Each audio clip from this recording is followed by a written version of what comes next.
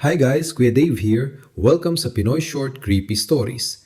Ang mga kwentong maririnig mo dito ay halo ng mga naranasan, mga narimig at mga bagay na sana hindi na lang naisip. Hindi lahat ng takot kailangang sumigaw para maramdaman.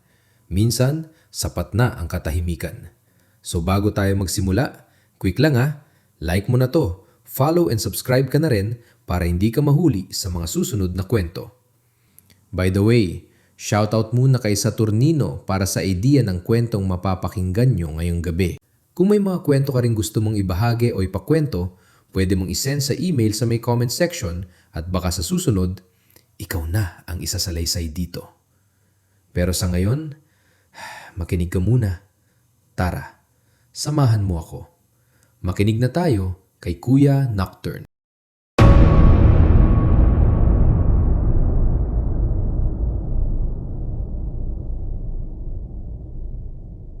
Mabilis ka ba maligaw?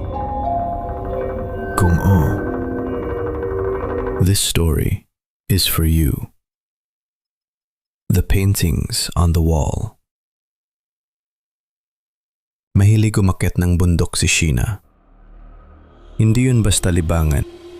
Yun ang paraan niya para huminga, para mag-isip, para takasan ang ingay ng mundo.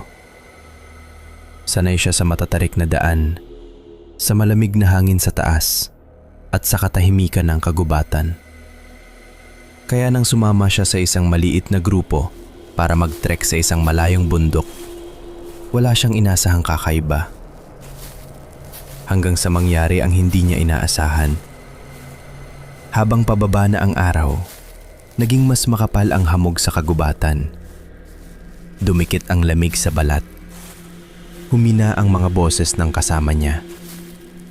Isang saglit lang siyang tumigil para ayusin ang strap ng bag, para silipin ang daan sa likod. Pagtingin niya muli sa unahan, wala na sila. Tahimik. Masyadong tahimik. Tumawag siya. Walang sumagot. Sinubukan niyang sundan ang landas. Ngunit tila pare-pareho ang bawat puno, bawat bato, bawat lilim. At habang papalalim ang dilim, mas lalo siyang nawala ng direksyon. Lumipas ang oras. Mabigat na ang kanyang mga hakbang. Kumakapit ang pagod sa kanyang katawan. At doon sa gitna ng maliit na clearing, may nakita siyang kubo. Nag-iisa. Tahimik. Parang matagal nang walang tumira. Nag-alinlangan siya, ngunit nanaig ang pagod. Lumapit siya. Bahagyang nakabukas ang pinto. Kumatok siya. Walang sagot. Itinulak niya ito. Umungol ang kahoy sa pagbukas. Walang tao sa loob. Isang kama, isang mesa, alikabok sa sahig. Ngunit may kakaiba sa pakiramdam. Parang may presensya. Parang may nakatingin. Pinili niyang huwag pansinin. Humiga siya sa kama. At saka niya nakita ang mga dingding. Napuno ito ng mga portrait. Mga mukha ng tao pininta ng sobrang detalyado na halos parang buhay. Ngunit hindi ito ordinaryong mga mukha. Ang ilan ay nakakunot ang noo. Ang ilan ay nakangisi ng pilit. Ang ilan ay may matang masyadong dilat. At lahat sila nakatingin sa kanya. Hindi simpleng tingin.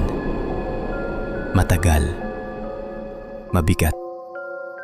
Mapanuri. Parang may galit. Ipinikit niya ang mata. Pagdilat niya tila mas malapit ang mga ito. Imposible. Hindi naman gumagalaw ang mga larawan. Ngunit may pakiramdam na mali. Isang portrait ang tila nakatagilid ang ulo. Parang sinusukat siya. Isa pa ang tila may matang mas madilim kaysa sa iba. Isa na parang nakangiti ng bahagya.